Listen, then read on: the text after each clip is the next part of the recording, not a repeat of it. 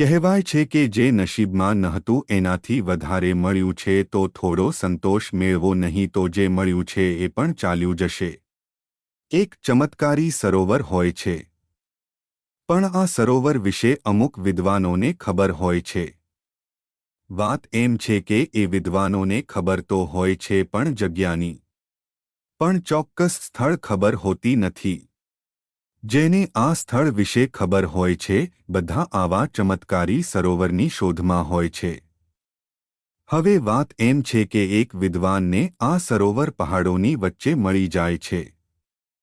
એટલે એ સરોવરમાં નાહવા પડે છે અને દેવતા થઈ બહાર આવે છે. હવે આ બધું ઝાડ પર બેઠેલા વાંદરો અને વાંદરી જોઈ રહ્યા હતા. વાંદરો વાંદરીને કહે, અરે આ તો ચમત્કારી સરોવર છે.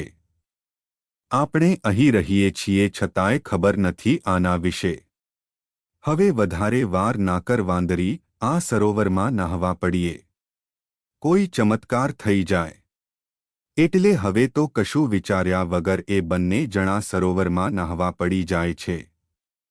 અને વાંદરો પુરુષ અને વાંદરી સુંદર મહિલા થઈ બહાર આવે છે. આ જોઈ બે જણા નવાઈ પામે છે. અને વાંદરો હવે વાંદરીને કહે છે, ચાલ વાંદરી હવે બીજી વાર નાહવા પડીએ.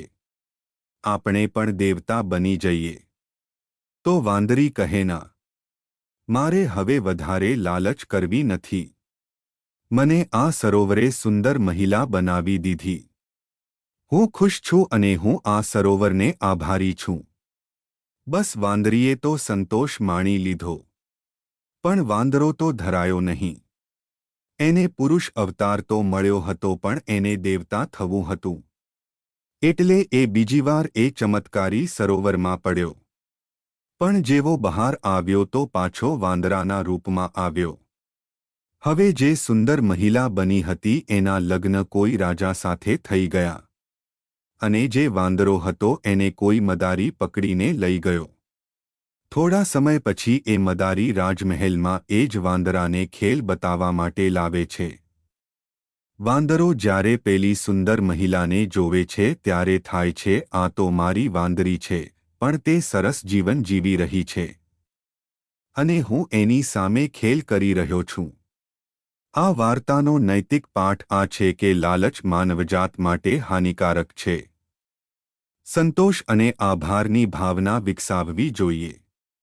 વાંદરીએ સુંદર મહિલા બન્યા બાદ સંતોષ કર્યો અને પોતાને મળેલા રૂપ અને જીવનમાં ખુશ રહી. વાંદરે લાલચમાં ફરી સરોવરમાં નાહીને દેવતા બનવાની ઈચ્છા રાખી, પરંતુ પરિણામે તે ફરી વાંદરો બની ગયો. આ બતાવે છે કે લાલચ હંમેશા નકારાત્મક પરિણામો લાવે છે અને ક્યારેક જે મેળવ્યું છે તે પણ ગુમાવી દેવું પડે છે. સંતોષમાં સાચો સુખ છે અને લાલચ અમુક સમયે પોતાની પ્રાપ્ત કરેલી સફળતા અને સુખને પણ નષ્ટ કરી શકે છે.